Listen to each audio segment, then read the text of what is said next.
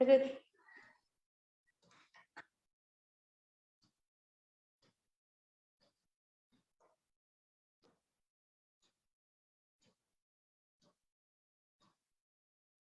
Evening to all. आज के इस आयुष दर्पण के स्त्री रोग संभाषा सत्र में आप सभी का बहुत बहुत स्वागत है।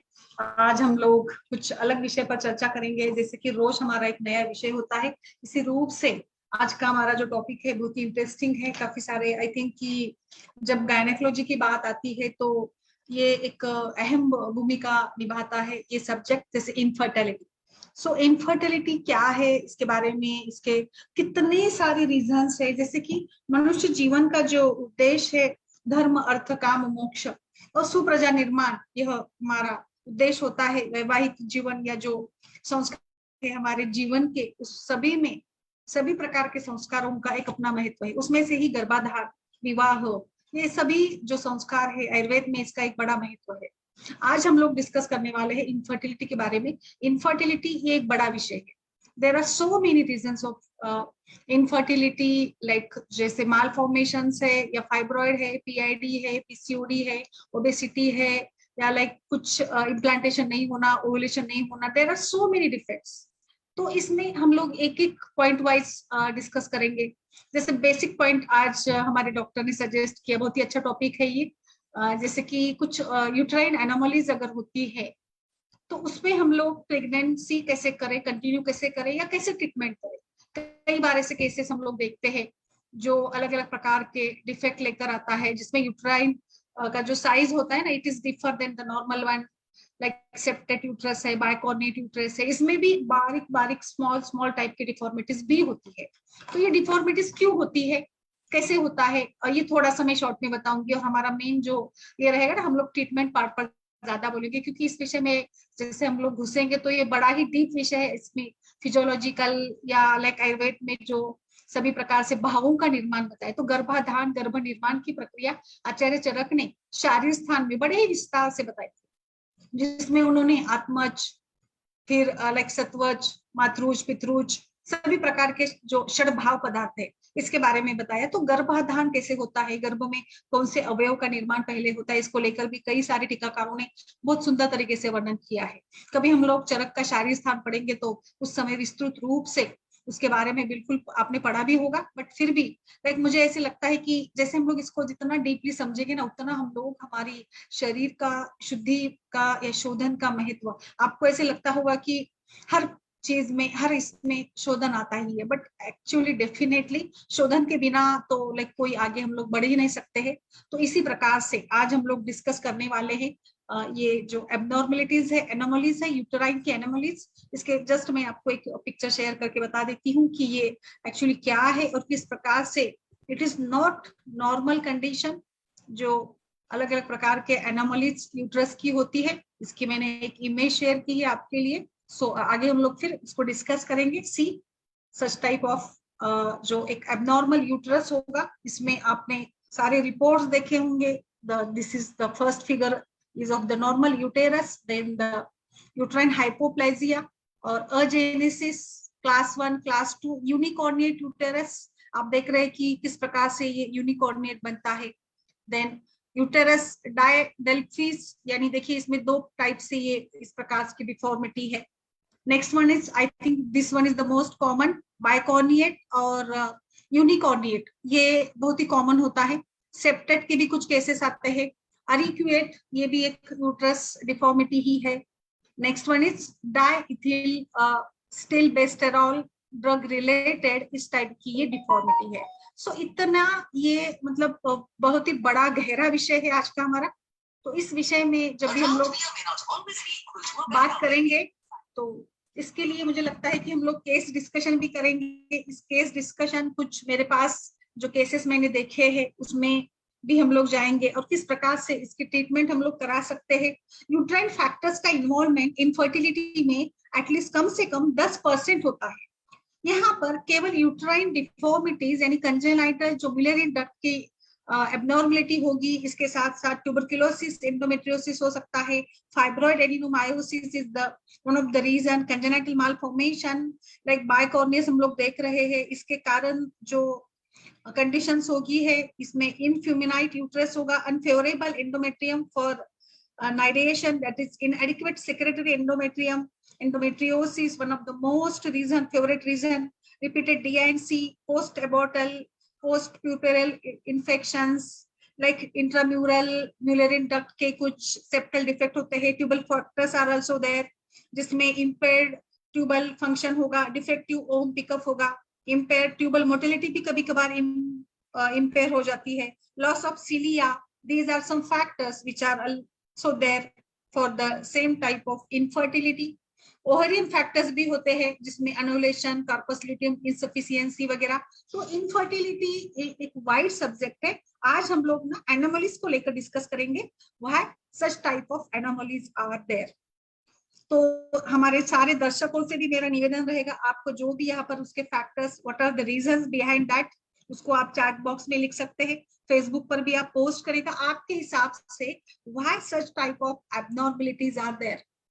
एनोमलीज का कारण क्या है, इसका कारण भी हम लोग ढूंढेंगे, और इस कारण के साथ इसकी लाइन ऑफ ट्रीटमेंट, यानी एनोमलीज ना हो कैसे डेवलप होती है. और अगर जैसे कोई गर्ल में एनोमली डेवलप हो जाती है, ये पेशेंट बनकर हमारे सामने आती है जिसमें इनफर्टिलिटी की समस्या होती है, तो इसको हम लोग ट्रीट कैसे करेंगे, ये सभी बातें आज हम लोग यहाँ पर डिस्कस करने वाले हैं. So this is the just एक एनाटॉमिकल, मैंने आपको इमेज शेयर की है ताकि आपको पता चले कि what is this exactly. Bicornuate, unicornuate type का जो यूट्रस का शेप होता है ना, ये एग्जैक्टली क्या है. इसके लिए मैं थोड़ा सा एक और डिटेल में मैं जानना चाहूंगी. जैसे मैं अभी आपको षडबाहुओं की बात कर रही थी, तो इस षडबाहुओं की बात जब हम करते हैं तो इसमें मुझे पता है कि जो अलग अलग प्रकार के फैक्टर्स है, जैसे कि डेवलपमेंट होती है गर्भ की, लाइक यूनिकॉर्निएट टाइप का जो यूट्रस होगा तो उसमें भी अलग अलग प्रकार के, लाइक कंप्लीट यूनिकॉर्निएट एक कंडीशन होती है जिसमें यूट्रस लैकिंग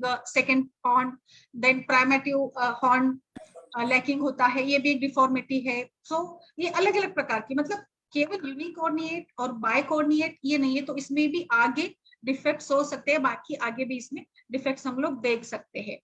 तो इसके साथ साथ जैसे कि 3 फेजेस जो मुख्य रूप से होती है ड्यूरिंग द फेज.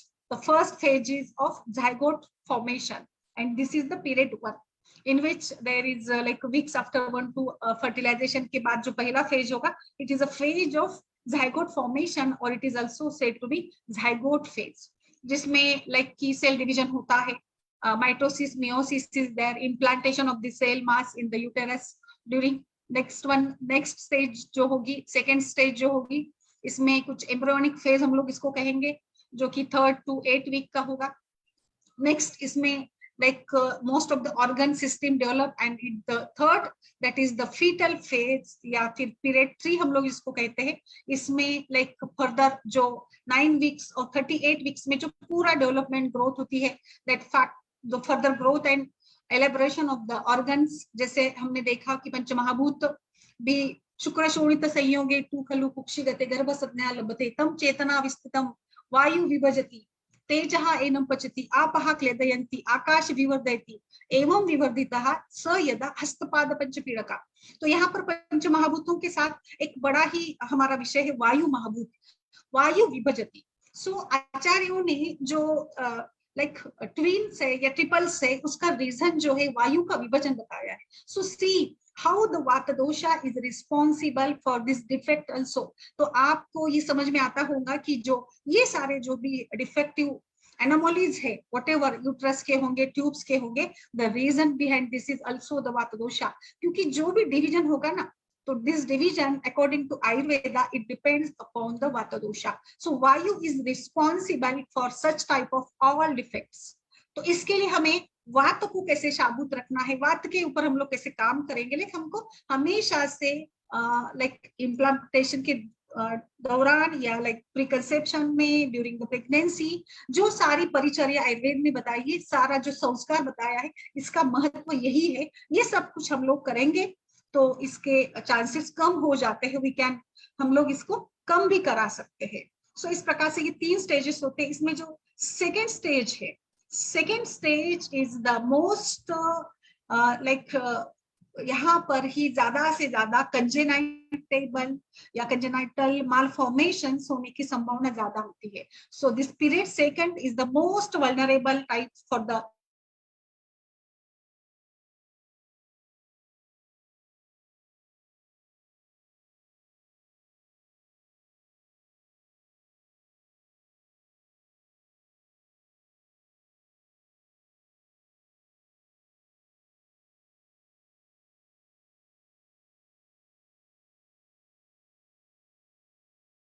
यहाँ पर ये कारण हो गया. दूसरा है एबनॉर्मल फोर्सेस और नॉर्मल टिश्यूज. जो नॉर्मल टिश्यूज है इसके ऊपर एबनॉर्मल फोर्सेस, दैट मीन्स वेग का हम लोग जब उदीरन करेंगे या वेग का धारण करेंगे, यहाँ पर वातदोष के कारण ये नॉर्मल टिश्यूज की ग्रोथ नहीं होगी. And the third one is destruction of the normal tissues. यानी जो भी हम अगर परिचर्या का पालन नहीं करते हैं तो टिश्यूज डिस्टर्ब हो जाएंगे नॉर्मल टिश्यूज को, और इसके कारण आपके शरीर में, वहां पे गर्भ के शरीर में जो भी एनोमलीज होती है ना, इसका कारण यही है. So there are so many diseases, so many type of congenital malformations. आचार्यों ने congenital malformation का दूसरा एक भी कारण बताया, जैसे जिसमें हम लोग गर्भिणी परिचर्या की बात करेंगे ना, तो गर्भिणी परिचर्या का पालन ना करना ये भी किसका कारण है. इसके चलते मूकत्व, मिनमिनत्व, गदगदत्व, सो मेनी लाइक यहाँ पर कोई अंधत्व से लेकर डेफनेस, डमनेस, सब कुछ जो भी सारी डिफॉर्मिटीज होती है, it is due to the like हम गर्भिणी परिचर्या का पालन अगर नहीं करते हैं.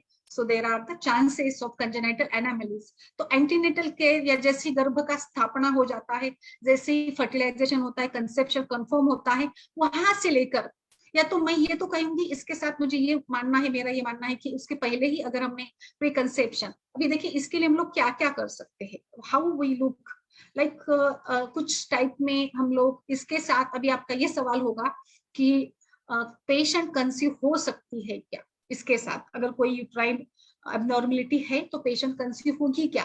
As per my knowledge, as per the cases जैसे हमने देखे हैं, देयर आर सो, ऐसे कुछ डाटा नहीं है. अब इट डिपेंड करेगा उसके विश के ऊपर, इट डिपेंड करेगा उसके एबिलिटी के हिसाब से, उसका यूट्रस कैसा है, या उसके हिसाब से ये डिपेंड करेगा कि वहां पर वो प्रेग्नेंट हो सकती है क्या. तो ऐसा तो कुछ ये नहीं कि नहीं प्रेग्नेंट हो सकती है, तो हम लोग ट्राई तो कर सकते हैं. और समटाइम्स ऐसे भी देखा गया है कि विथ द बाइकॉर्निएट और unicornuate uterus lady can become pregnant. तो लेडी प्रेग्नेंट भी हो सकती है इस प्रकार के भावों के साथ या इस प्रकार के घटकों के साथ. तो कुछ केस स्टडीज भी यहाँ पर मैं प्रेजेंट करूंगी जो कि बहुत ही इंपॉर्टेंट है. जैसे आप समझ रहे सभी प्रकार के आत्मज, सत्वज, सात्मज और लाइक पितृज, मातृज, सभी प्रकार के जो भाव है, इसको भी हम लोग यहाँ पर देखेंगे. इसका भी हमें यहाँ पर महत्व देखना चाहिए. तो इसको सबसे पहले तो बात करेंगे प्रिवेंट कैसे करना है. प्रिवेंशन ऑफ द कंजेनाइटल एनामलीज, जैसे हमने देखा कि जो 3 स्टेजेस होती है ना, zygote formation, then second stage, तो इस सेकंड स्टेज में चांसेस बढ़ जाते हैं. अगर आपको लाइक अभी इसमें सबसे पहले तो हम क्या करेंगे कि जो भी पेशेंट आता है इनफर्टिलिटी का, इसमें आपकी हिस्ट्री इंपॉर्टेंट है. हिस्ट्री में आप देखिएगा कि कोई लाइक उनको उनकी फैमिली की हिस्ट्री है क्या, is there any defect in the family, कुछ व्यंग है, अंधत्व है, मुकत्व है, मिनमिनत्व है, या कुछ और टाइप का अगर डिफॉर्मिटी है, तो वहां पर आपको उसको हिस्ट्री में लेना होगा. इसके बाद हम लोग पूरा लाइक पूरा जो जिस प्रकार से हमने हिस्ट्री लेते हैं ना, उसका रेगुलर पूरे स्रोतों का परीक्षण हम लोग करेंगे, सिस्टमेटिक एग्जामिनेशन करेंगे, जो भी रिक्वायरमेंट है लाइक यूएजी करेंगे, यूरिन इन्फेक्शन, केएफटी है, एलएफटी है, फिर थायराइड प्रोफाइल करेंगे, और टॉर्च का देखेंगे. जो भी चांसेस होते हैं ना इनफर्टिलिटी के या लाइक कंसेप्शन के लिए, जो भी हमें इन्फॉर्म ये लगता है, इंपॉर्टेंट लगता है कि लाइक इसके कारण इनफर्टिलिटी हो सकती है, इन सभी चीजों के ऊपर भी हमें काम करना होगा कि ये सारे इन्वेस्टिगेशंस के रिपोर्ट आपके पास है, और जाकर अभी आपने देखा, हिस्ट्री ली, और आपको लगता है कि सब कुछ नॉर्मल है, लेकिन सब कुछ फैमिली हिस्ट्री नॉर्मल होते हुए भी पेशेंट के रिपोर्ट में अगर कोई बाइकॉर्निएट या यूनिकॉर्निएट टाइप का अगर कुछ यूट्रस है, तो क्या वो कंसीव कर सकती है क्या.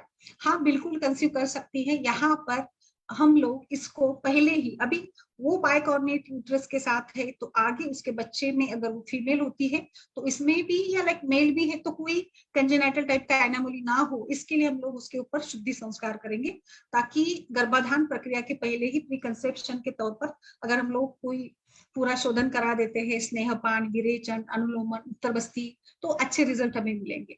तो ये आगे का मतलब जो डिफॉर्मिटीज है इसको बचाने के लिए हम लोग ये कर सकते हैं। ये एक हो गया pre conception. Next after conception, ये सब कराकर, शुद्धि क्रिया कराकर कंसेप्शन हो गया यानी फर्टिलाइजेशन हो गया, प्रेगनेंसी कंफर्म हो गई, उसके बाद जो सारी एंटीनेटल केयर या गर्भिणी परिचर्या जो आचार्यों ने बताई हुई उसका सेवन करना है। तो इसका तो बड़ा रेफरेंस है, शायद आप सभी ने पढ़ा भी होगा कि इसमें वातदोष के कारण ही या वायु के कारण ही वेग धारण, वेगों का उदीरन करना, इन सभी के चलते सारे प्रकार के डिफॉर्मिटीज डेवलप होती है। एंटीनेटल केयर या गर्भिणी परिचर्या का अगर हमने खास तरीके से पालन नहीं किया तो इसका विस्तारित रूप से वर्णन हमारे सारे ग्रंथों में किया है। like the lady supposed to be have such type of diseases, like there are some type of abnormalities, blindness है, sickness है, discoloration, और न्यूबॉर्न बेबी का या फिर कुछ गर्भोपघात कर भाव भी है जिसमें एबॉर्शंस वगैरह भी हो सकता है। तो परिचर्या अगर हम लोग पालन नहीं करते हैं, एंटीनेटल केयर नहीं करते हैं, तो वहां पर वात का प्रकोप, तो वात का प्रकोप करने वाले सारे हेतु यहाँ पर आ जाएंगे। ट्रैवलिंग अधिक करना, जागरण, संक्रमण, रुक्ष खान पान का सेवन करना, इन सभी कारणों से वात का प्रकोप होकर एबॉर्शंस हो सकते हैं या कुछ डिफॉर्मिटीज डेवलप हो सकती है। कोई भी टाइप का जो सारे विस्तारित रूप से आचार्य काश्यप ने वगैरह वर्णन किया है ना, सारे एबनॉर्मेलिटीज, ये सारे भी यहाँ पर डेवलप हो सकते हैं। तो इसीलिए गर्भिणी परिचर्या का पालन करेंगे तो आगे गर्भ में कोई भी एनोमलीज होने के चांसेस हम लोग कम कर सकते हैं। तो इस प्रकार से ये एक काम हो गया। अभी इसके बाद आगे हम लोग जैसे कि इनफर्टिलिटी के लिए आप काम करना होगा, तो एक केस में यहाँ पे प्रेजेंट करूंगी जिसको मैंने देखा था खुद से। जो इस केस को मैं यहाँ पर आपके सामने प्रस्तुत कर रही हूँ, जिस केस में खास करके यही टाइप का कुछ अबनॉर्मेलिटी था। तो इसमें मैं थोड़ा सा डिटेल में आपको बता देती हूँ। जैसे कि पेशेंट की एज थी 30 इयर्स की एज थी, इसकी 30 इयर्स की एज थी, और इसका जो रिपोर्ट हमने देखा सारा मतलब पूरा उसको इनफर्टिलिटी थी, उसको कंसीव होना चाहती थी। तो लाइक उसका बाइकॉर्निएट यूट्रस था, और फिर उसको लाइक बाइकॉर्निएट यूट्रस के कारण मतलब इनफर्टिलिटी ऐसी थी कि वो 1-2 बार प्रेग्नेंट भी हो चुकी थी, बट एबॉर्शन हो गया था। तो पहले की दो एबॉर्शन की स्थिति इस केस में, और लाइक 10 वीक्स का एक हुआ था एबॉर्शन, और फिर कुछ 12 वीक का भी एक एबॉर्शन हुआ था इस केस में। एंड बाकी तो सारा कुछ निगेटिव ही था इस केस में, लाइक टॉक्स या फिर टॉर्च, रूबेला, HIV वगैरह, VDRL वगैरह कुछ भी नहीं था। बस 2 एबॉर्शंस हुए थे और लाइक बाइकॉर्निएट यूट्रस था।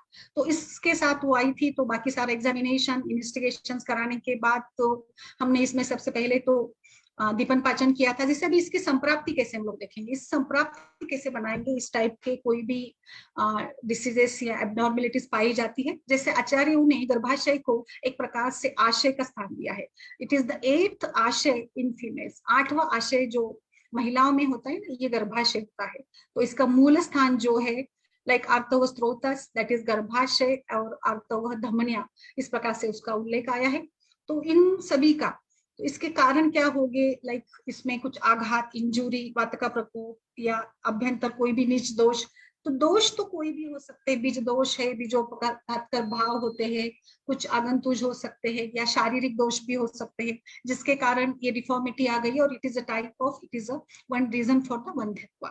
तो इस टाइप का यहाँ पर हम लोग संप्राप्ति बनाते हैं। तो वात के कारण, वात दोष या वात प्रकोप के कारण, और जैसे कि यहाँ पर वात और कफ दोष की भी संप्राप्ति हमने देखी थी, बिकॉज कफ दोष के कारण ही तो रसधातु की दृष्टि और रसधातु की विकृति के कारण ही, जैसे उसका जो उपधातु है रज और स्तन्य, तो रज कहाँ पे डेवलप होता है, रज का काम क्या है, लाइक रज इज रिलेटेड विद गर्भाशय।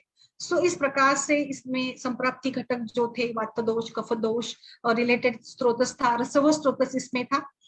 जैसे फर्दर अगर हम लोग इसको बिलोंग करते हैं, लाइक अपान क्षेत्र, गर्भाशय एक आशय है। आशय यानी क्या, आशय, आशय यानी आशय अवस्थान प्रदेश। आशय मतलब एक प्रकार का हॉलो स्पेस जिसमें लाइक यूटेरस इज देयर, अलग अलग प्रकार के आशय हमारे शरीर में, मूत्राशय है, गर्भाशय है, मलाशय है वगैरह, जिस इसमें हम लोग कुछ तो स्टोर कर सकते हैं। इसी प्रकार से गर्भाशय ये भी एक आशय है। तो आशय कैसे बनना है? वायु और आकाश महाभूत से इनडायरेक्टली यहाँ पर अपान वायु या वातदोष की संप्राप्ति भी बन जाती है। तो इस प्रकार से तो कफदोष या रसवस स्रोतस की दृष्टि थी, तो इसलिए सबसे पहले तो त्रिकटु चूर्ण के साथ हमें दीपन पाचन कराया। त्रिकटु चूर्ण दिया था इस केस में, सबसे पहले दीपन कराने के लिए 3 दिन का त्रिकटु चूर्ण दिया, इसको गर्म पानी के साथ। बाद में इसमें स्नेहपान का प्लान किया। स्नेहपान का प्लान करते समय पंचतिक गुप्त का 5 दिन का स्नेहपान, और फिर विरेचन प्लान किया, 1 दिन का गैप देकर अध्ययन वगैरह कराकर इसमें विरेचन प्लान किया।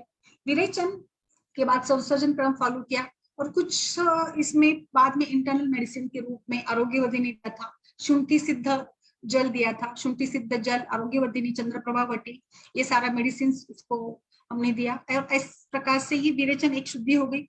नेक्स्ट महीने में उसको हमने वमन भी प्लान किया, वहां पर वमन वहां पर करा दिया था। कफदोष के लिए वमन करना जरूरी था, तो कफदोष के लिए वमन करा दिया।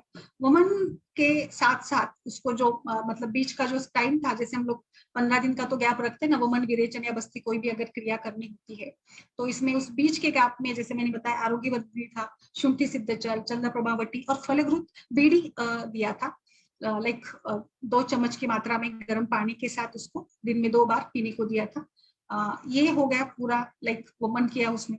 फिर नेक्स्ट महीने में उसमें उत्तर बस्ती का प्लान किया था। उत्तर बस्ती के लिए यहाँ पर हमने चंदनबला लाक्षादी तेल का प्रयोग किया। चंदनबला लाक्षादी के साथ उत्तर बस्ती दिया गया था इस केस में। और जो उत्तर बस्ती का रिजल्ट इस पूरी प्रक्रिया में 3 महीने का टाइम लगा दिया था, या टाइम लग गया था। और इसके बाद साथ में इंटरनल मेडिसिन धातु पुष्टि के लिए आहार विहार, दूध का पान, घृत का पान, उसके खान पान में जीवनीय द्रव्यों का ज्यादा से ज्यादा प्रयोग हम लोग करते रहे थे। इसके साथ साथ शतावरी चूर्ण भी दिया था दूध के साथ इसको पीने के लिए।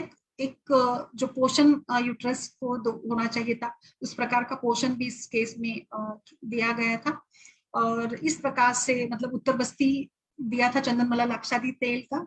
और फिर 3 महीने का ये पूरा ट्रीटमेंट चला। उसके बाद फिर से इसमें पूरा हमने बीज पुष्टिकर योग दिया था, बीज पुष्टिकर योग। इसके बाद फलघृत कंटिन्यू रखा था।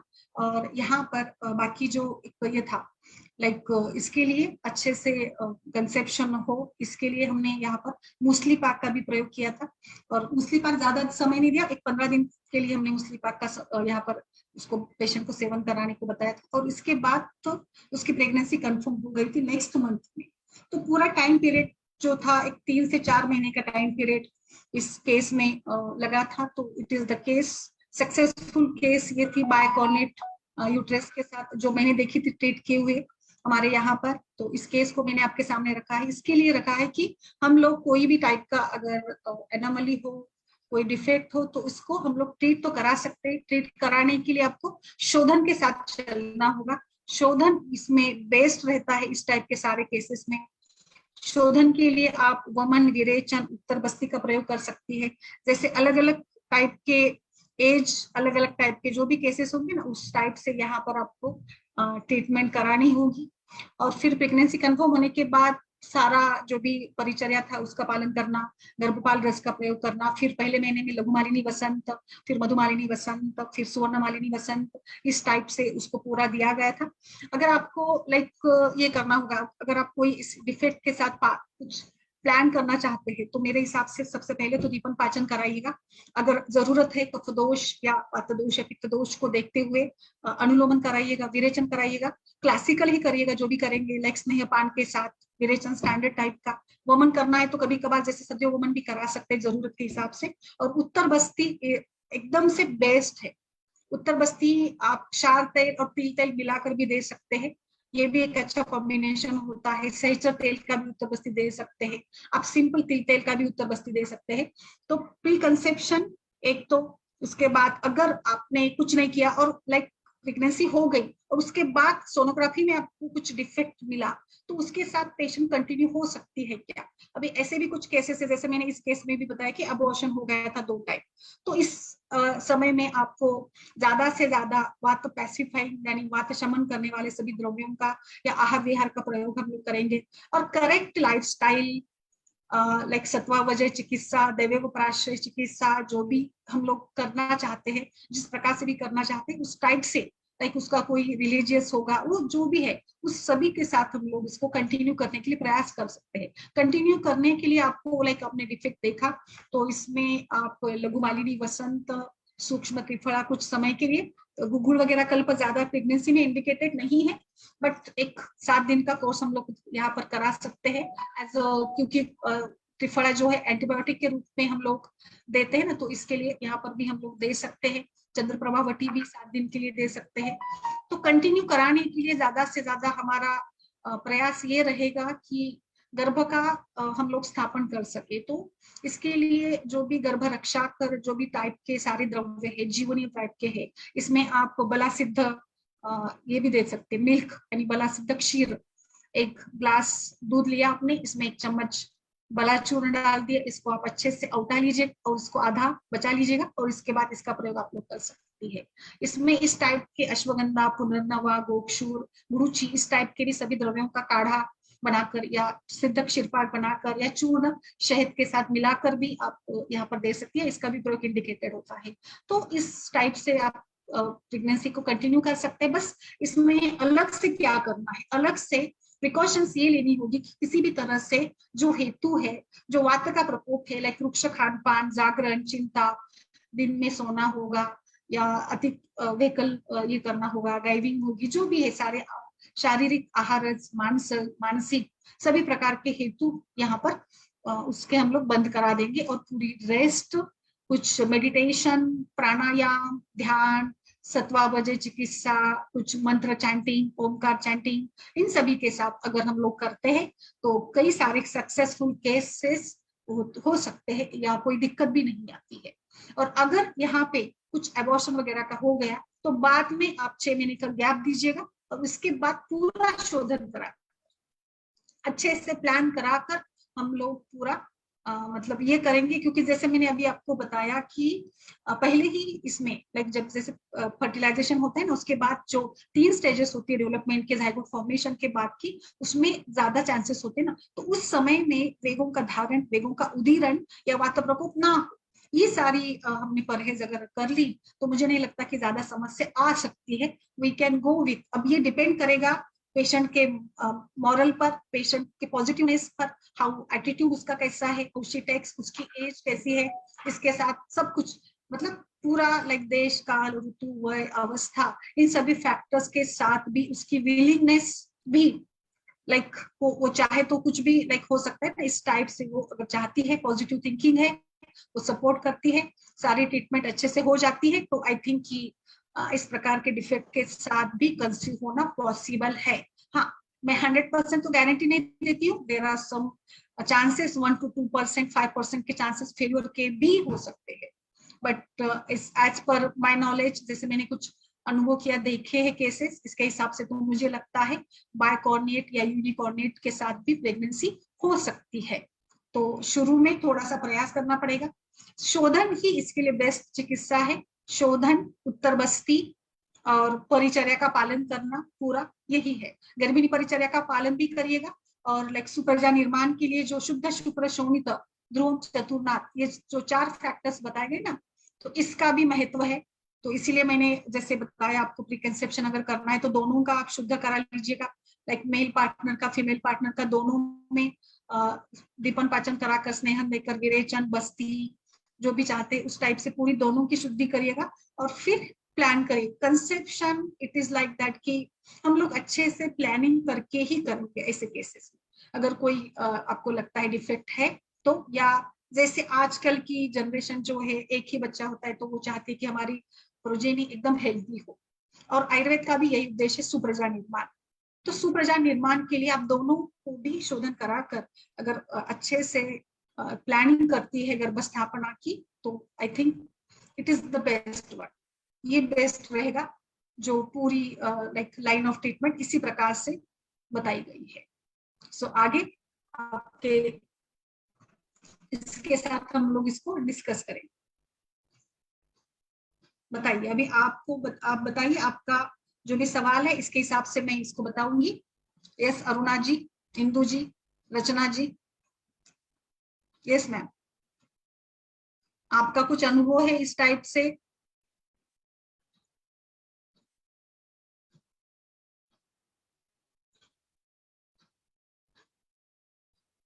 मैम डिफॉर्मिटीज तो हो सकती है, ऐसा भी कुछ नहीं है। So we can go for sonography. आजकल तो सोनोग्राफी कराते हैं ना, एनामलीज की सोनोग्राफी की जाती है।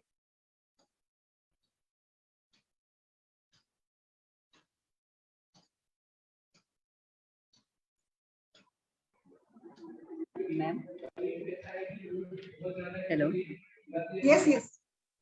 हाँ मैम, बाइकॉन्वेट यूट्रस में तो स्पेस ही नहीं होता है इतना ज्यादा बेबी को ग्रो करने के लिए, तो पूरा 9 मंथ्स तक जाती है अच्छे से प्रेगनेंसी। कौन से इसमें मैम? बाइकॉन्वेट। मैम जा सकती है ऐसा तो, लाइक मैंने जो अभी आपको बताया ना केस में, उस टाइप में हम्म। तो सक्सेस तो मिला था।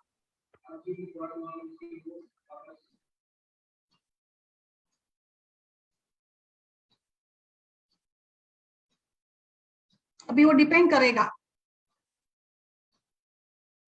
कि उसमें भी क्या टाइप का है उसका। पूरे अच्छे से करा कर करते तो मुझे नहीं लगता कुछ लाइक ये होगा करके मैम,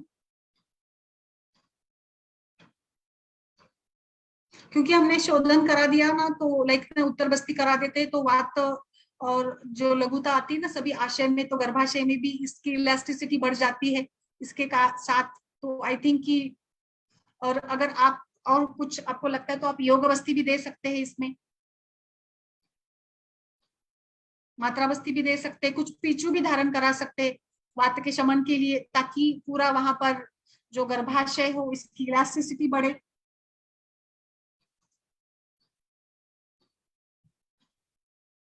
और बाद में जैसे मैंने बताया गर्भपाल रस, मधुमालिनी वसंत, कुछ क्षीरपाक, बलाका, अश्वगंधा, शतावरी, सारीवा, शुंठी का, ये भी करा सकते हैं। सी अभी आपको तो मतलब पॉजिटिव रखकर ही करना पड़ेगा काम।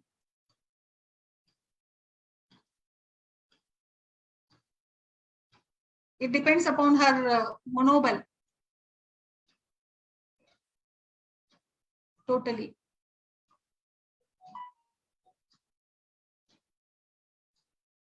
जेनेटिक फैक्टर्स, क्रोमोसोमल एबनॉर्मलिटीज, हम नेक्स्ट सेशन में हम लोग इसके ऊपर काम करेंगे। क्योंकि देखिए कंजेनिटल एनोमलीज आयुर्वेद के आचार्यों ने तो त्रिदोष के कारण ही बताई है, वात दोष के कारण ही सारा लाइक डिफनेस, डमनेस जो भी है वो सारा होगा। पित्त दोष के कारण baldness, premature greying of hairs, absence of hairs वगैरह। कफ दोष के कारण कुष्ठ, किलास, जो कफजनित जो व्याधि है ना, वो सारे होंगे। लाइक जो भी देखिए कंजेनाइटल एनामिलीज तो दोषों के कारण ही होगी, जिस प्रकार की भी गर्भिणी की परिचर्या होगी इसके हिसाब से वो सारा होगा। ये तो सारा हम लोग समझते ही है ना। अगर वो ज्यादा किसी रस का सेवन करती है तो उसका परिणाम तो होगा ही होगा। अगर वो बहुत ज्यादा मधुर रस का सेवन करेगी तो चांसेस बढ़ेंगे ना, स्थूलता के, प्रमेह के चांसेस तो बढ़ने ही वाले हैं। अगर वो ज्यादा साल्टी या लवण रस का सेवन करती है तो खालित्य पालित्य के चांसेस बढ़ जाएंगे। सो गर्भिणी परिचर्या के बिना तो कुछ प्रॉब्लम मतलब यही उसका यही नहीं है, सॉल्यूशन ही नहीं है।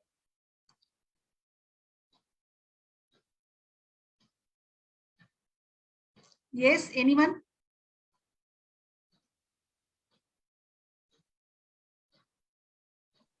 मैम मैम इसमें काउंसलिंग, जेनेटिक काउंसलिंग, बहुत सारी बातें हैं, मतलब ये डीप विषय। आज हमने केवल ये रखा है, हम नेक्स्ट सेशन में क्रोमोसोमल डिफेक्ट्स के बारे में भी बात करेंगे।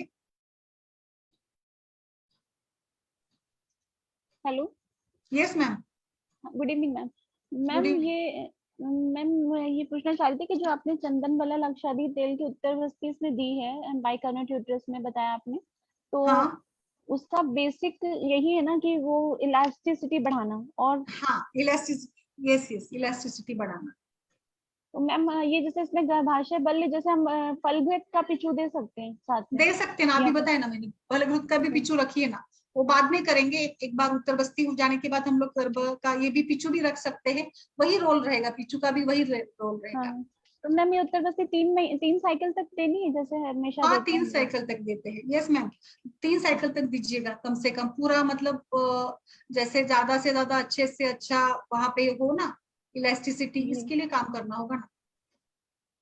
जी मैम। ठीक है इसमें मैम, मैं अगर लाइक ना मैम, ये भी करा सकते हैं ना आप, योग बस्ती भी करा सकते हैं ना। योग बस्ती के लिए फिर आप निरू में दशमूल एरंडमूल वगैरह दीजिएगा, रेगुलर हम लोग जो यूज करते हैं। और फिर इसके लिए अनुवासन के लिए आप सहचर नारायण भी दे सकते हैं, अल्टरनेट डे, योग बस्ती। और फिर लाइक आप वजाइनल पिचू रखिएगा फलभूत का। जी मैम बाद में एक अगर क्वेश्चन। लगा आपको तो उत्तर बस्ती दीजिएगा।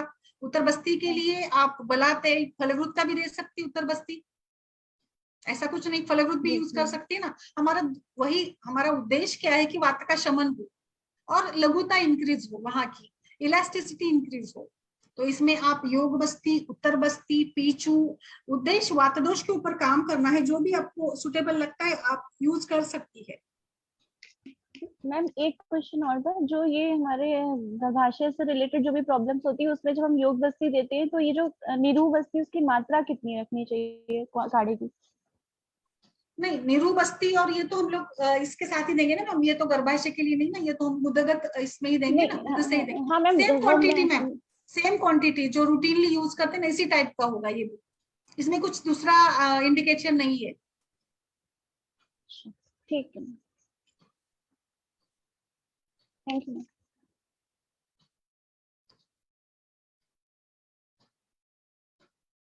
और इसमें लाइक आपको ट्रैवलिंग वगैरह नहीं अलाउ करना है, कुछ जरूरत पड़े तो स्टिच भी दे सकते हैं, अगर आपको लगता है कि ये करना होगा तो वो भी करा सकते हैं आप, प्लान वो भी कर सकते हैं इसमें। और मैम ये बीज पुष्टिकर योग, ये इसमें क्या इसके कंटेंट्स? बीज पुष्टिकर योग ना, एक मैंने उस दिन शायद डाला था ग्रुप में, 1 मिनट, इसमें सारे जीवनी द्रव्यों की ही ये है मैम,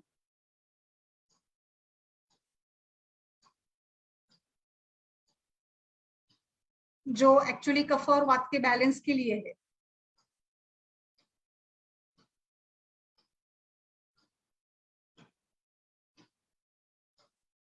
दोनों में दे सकते हैं आप, मतलब मेल फीमेल दोनों के लिए है ये। इसमें सारे टाइप के लाइक स्वर्ण भस्म है, फिर इसमें मकर ध्वज है, शतावरी है, अम्लकी है, गोक्षूर है।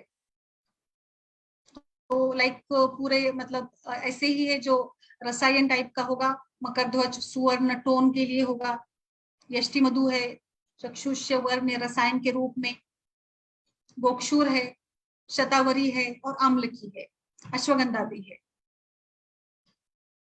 इनफर्टिलिटी के लिए बेस्ट है, या फिर जैसे मैं बताती हूँ, आप ये भी दे सकते हैं ना शिवलिंगी, और वो भी दे सकते हैं कॉम्बिनेशन, पुत्र जीवक और शिवलिंगी।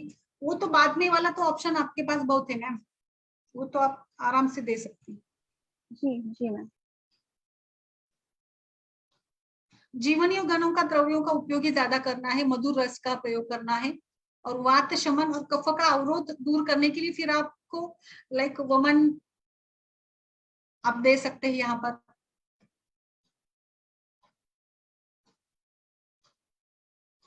तिल तेल अपमार्ग क्षार के साथ भी देते हैं कुछ लोग, वो भी एक मैंने देखा था, जो ब्लॉकेज के लिए अच्छा होता है, मतलब कफ का अवरोध जहां पर होगा ना वहां पर अच्छा होगा। जैसे यहाँ पर कफ और वात के कारण ही तो डिफॉर्मिटीज बनती है, कंजेनाइटल एबनॉर्मेलिटीज का जो कारण है, जो जैसे हमें पता है कि जो म्यूलरियन डक्ट होती है ना, तो in the 6th week of gestation ये जो बायलैटरल म्यूलरियन डक्ट है माइग्रेट करती है और फिर ये स्ट्रक्चर फॉर्म करती है।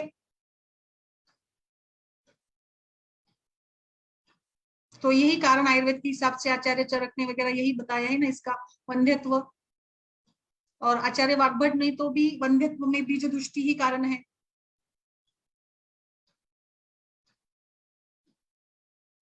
इसमें इस प्रकार से आपको ये करना होगा, प्लान करना होगा। ओरल मेडिकेशंस, पहले दीपन पाचन, ओरल मेडिकेशंस के साथ उसके मेंस्ट्रुएशन को भी करेक्ट करिएगा अगर इरेगुलर है तो। General history, family history treatment plan.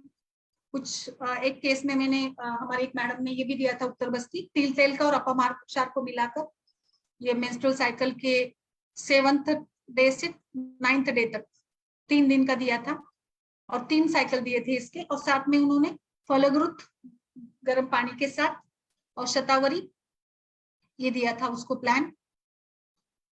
Same case था वही।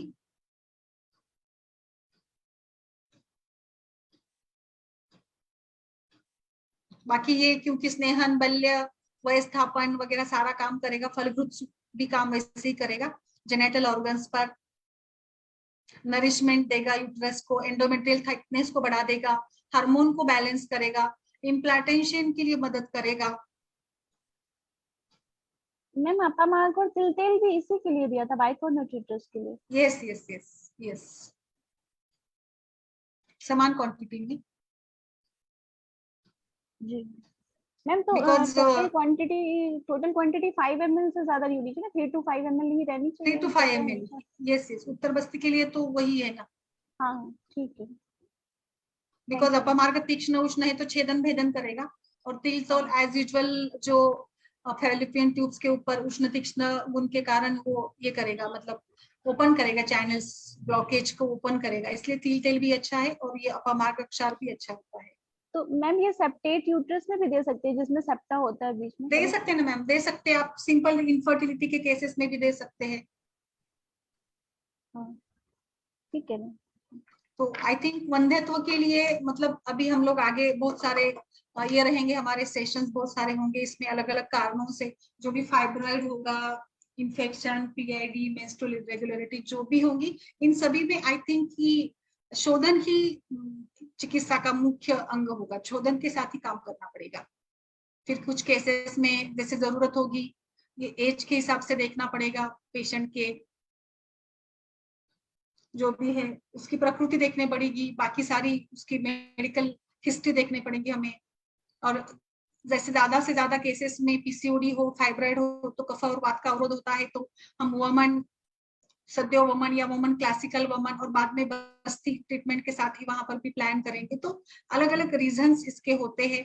ओव्यूलेशन के लिए जैसे आप विरेचन, अनुलोमन, इम्प्लांटेशन के लिए जो भी कारण होंगे, कई सारे कारण, जो एक एक कारण हम लोग डेली डिस्कस करेंगे तो आई थिंक कि अच्छे से समझ में आएगा। तो आई होप कि जैसे कि इस विषय पर ज्यादा बोला नहीं जाता है, बहुत अच्छा विषय आपने सजेस्ट किया था, आई थिंक अरुणा जी ने सजेस्ट किया था। तो लाइक एबनॉर्मलिटीज के साथ ना हो ये भी देखिएगा, तो इसीलिए तो आगे जो भी बच्चा होगा इसमें एबनॉर्मलिटीज या एनोमलीज ना हो, इसीलिए तो गर्भिणी परिचर्या का पालन करना आचार्य बताते हैं ना। तो पहले 3 महीने बहुत ज्यादा केयरफुल रहना जरूरी है। वैशाली जी बताइए आपका कुछ इसमें हो तो, वैशाली बालवंडे जी, माधुरी जी, डॉक्टर कविता, निगम जी, मैम आप भी बताइए, कुछ आप चाहती हो तो बोलना प्लीज। मैम हाँ इसमें जो एनाटॉमिकल रहता है डिफेक्ट वो कम हो जाता है क्या? मतलब कंसीव तो हो जाते हैं, कंसीव तो हो जाते हैं मैम, वैसे तो एकदम टोटल तो नहीं होगा ना, इतना कैसे होगा, बट वहां पे कुछ ना कुछ थोड़ा सा फर्क पड़ेगा, लाइक इलास्टिसिटी बढ़ेगी, लुब्रिकेशन होगा, तो जिसके कारण वो गर्भ का धारण कर पाएगा। इतना इतना तो नहीं होगा ना, राइट?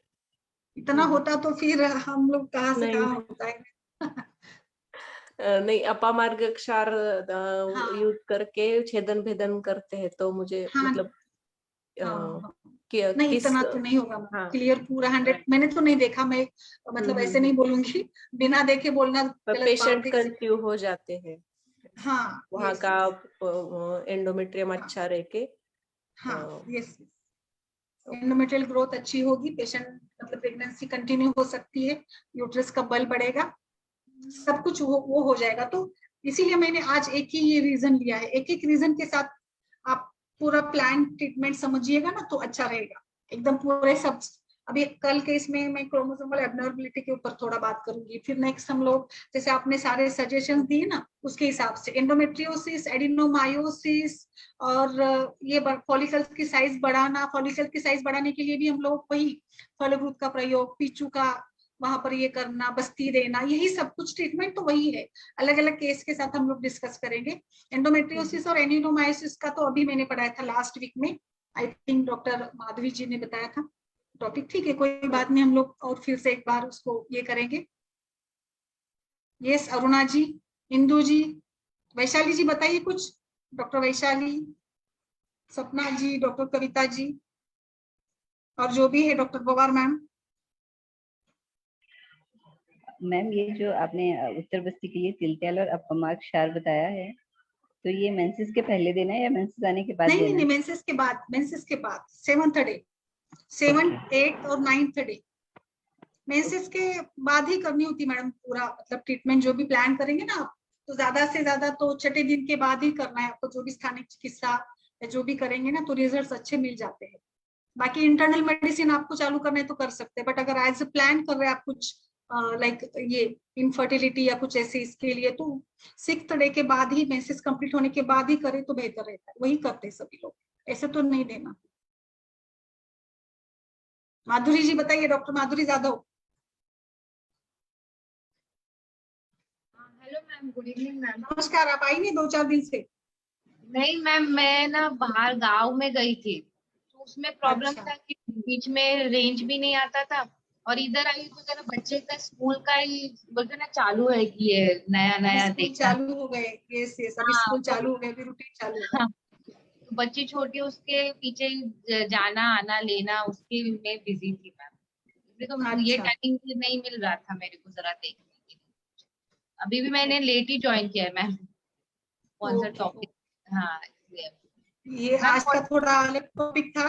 अभी मतलब मैंने लाइक जैसे मैम ने पूछा तो 100% तो मैंने देखा नहीं, तो नहीं बताना चाहिए ऐसे।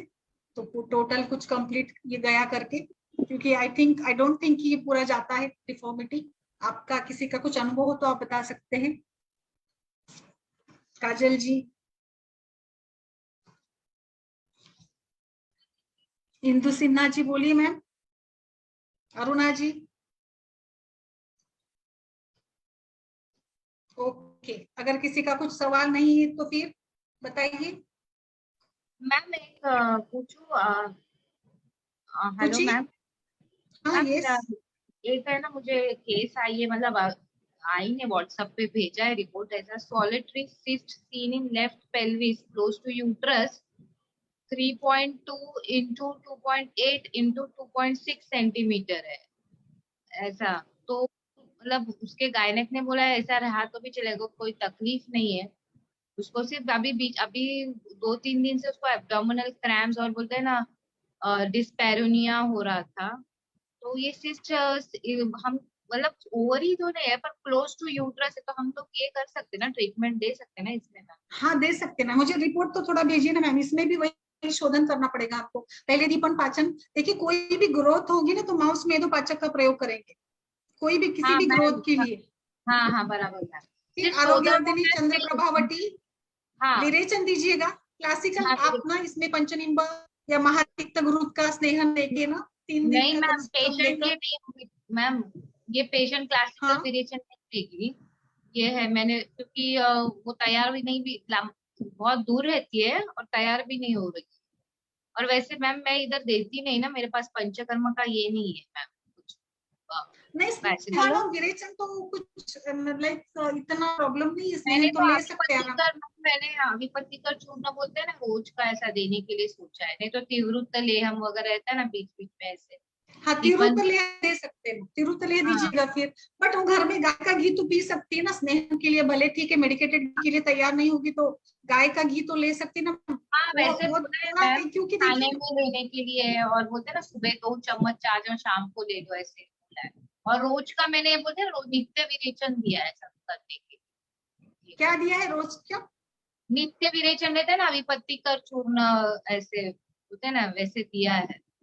ऐसे सोच रही हूँ मैम कि नहीं आरोग्यवर्धिनी ज्यादा चंद्रप्रभा आरोग्य वल्ली पहले चंद्र प्रपात चालू करिए, वरुणादि कषाय चालू करिए मैम। इसमें मेघदोपाचक दे विपत्ति का से सकते हैं। इतना नहीं होगा, आप तीव्रत लेह दीजिएगा उसको, बट पहले अच्छा, 3 दिन का दीपन, हाँ दीपन कराइएगा, और घर में ही वो 4 चम्मच, फिर नेक्स्ट डे 8 चम्मच, और नेक्स्ट फिर थर्ड डे 12 चम्मच, ऐसे गर्म पानी के साथ घर का घी भी वो पी लेती है ना, और बाद में तीव्रत लेह दीजिएगा, तो थोड़ा तो भी इफेक्ट होगा।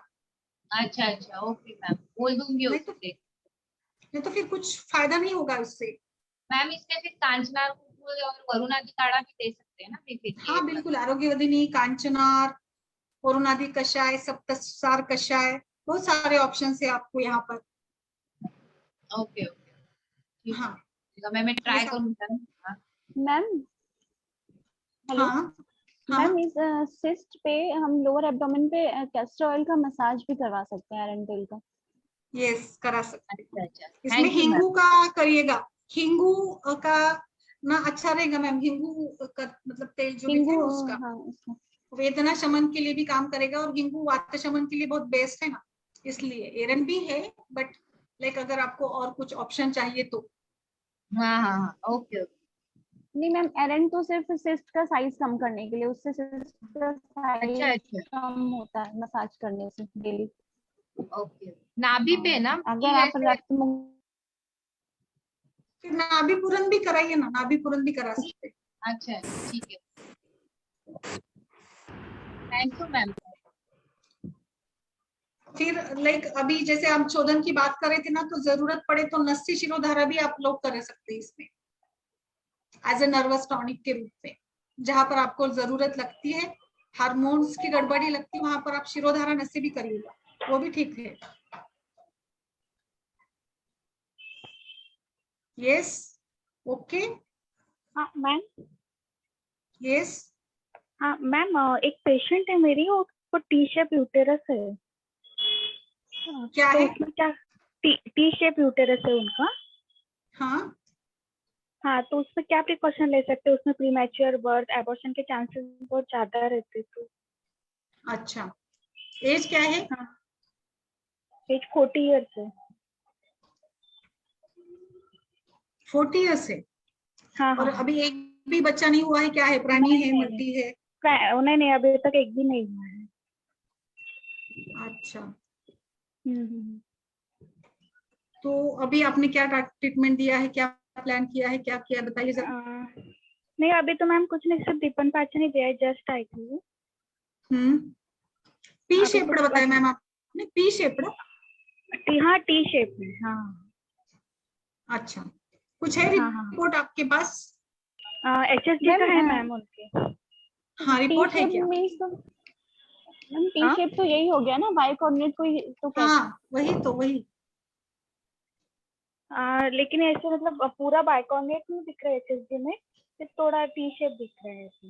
मतलब फंडस मैम, जो है, बट फंडस कभी थोड़ा कभार फ्लैट तो है। मिसकैरेजेस हो सकते हैं, और कभी कभार तो कंसीव हो सकती है, बट हाँ। आज पर एज है ना आपकी, 40 की एज है, तो थोड़ा डिफिकल्ट है, तो इसमें अच्छा सा प्लान करिए शुद्धि का पूरा, और फिर उसको कंसीव करने के लिए लगाइएगा थोड़ा, एक बार पूरा यूटेरस को बल दीजिएगा, विरेचन कराकर बस्ती प्लान करिएगा, योग बस्ती करिएगा। इस केस में ना निरूह अनुवासन दोनों करिएगा, अच्छा रहेगा पेशेंट को, क्योंकि एज इज रनिंग विथ वात दोष के साथ जा रही ना, एज अभी 40 की एज है, तो already she entered in the perimenopausal age, वैसे भी फर्टिलिटी के चांसेस कम हो रहे, तो आपको थोड़ा समय देकर शोधन के साथ ही प्लान करिएगा इसमें। मैम पर ऐसे केसेस में, हेलो मैम, हाँ, पर ऐसे केस ये जरा डिफिकल्ट, तो ऐसे में समझो या आपको नहीं हुआ तो फिर IVF इज बेटर ऑप्शन ना, ऐसे लगता है। IVF के भी मैम 40 की एज में इतने मतलब सक्सेस रेट कम तो हो ही जाते हैं लोग, कोई भी करो आप, कुछ भी करो तो। हाँ तो है बराबर, पर उन्होंने कभी किया कभी होगा, शायद किया है क्या काजल जी? IVF वगैरह के लिए प्लान किया है? नहीं मैम, नहीं, उनको IVF नहीं करना है। अगर नहीं जाना तो पता नहीं, वो मतलब उनके कुछ भी ट्रीटमेंट क्यों नहीं की, क्या समस्या है?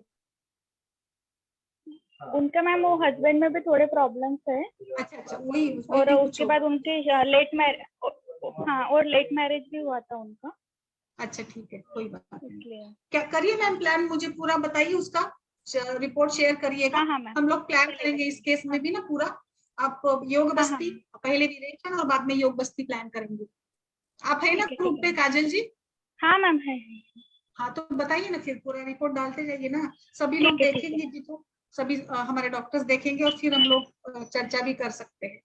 हाँ हाँ मैम चलेगा। हाँ ठीक है, हाँ हाँ। ओके।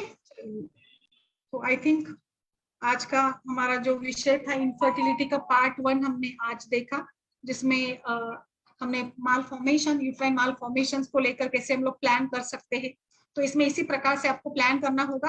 कुछ अगर आपको लगता है तो आप पोस्ट करिएगा, अगर कोई ऐसे टाइप की केस है तो हम लोग इसमें ज्यादा से ज्यादा अच्छे सा प्लान हम ये कर सकते हैं, ट्रीटमेंट प्लान। बट शोधन के बिना तो कुछ प्रॉब्लम सॉल्व नहीं होगा, जो भी चाहे जैसे भी हो। आप, मुझे तो लगता है आज हम लोग इस जमाने में हैं तो जहाँ पर पूरा लाइफस्टाइल वगैरह सब कुछ बिगड़ गई, तो जो भी प्लान करते हैं ना शादी के बाद, तो एक बार पूरा शोधन करा कर ही उनको प्लान करना चाहिए, क्योंकि वैसे भी समस्या बढ़ गई है अबॉर्शंस के, या जैसे वर्क पैटर्न है, लाइफस्टाइल है, खान पान है, कोई चिंता, क्रोध, शोक, जेलसी वगैरह सब कुछ मानसिक विकार भी है। तो इसीलिए आप सभी में इस प्रकार से ही शोधन कराकर ही अगर कंसेप्शन के लिए प्लान करते हैं तो आगे की हमारी प्रजा भी अच्छी निर्माण होगी, सुप्रजा निर्माण हमारा जो उद्देश्य है वो भी हम लोग साध्य कर पाएंगे।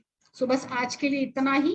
हमारे सारे दर्शक, डॉक्टर कैलाश जी, डॉक्टर निमी जी, डॉक्टर उषा जी, डॉक्टर कृष्णा जी, सुनीता जी, सभी का मैं आभार व्यक्त करती हूँ।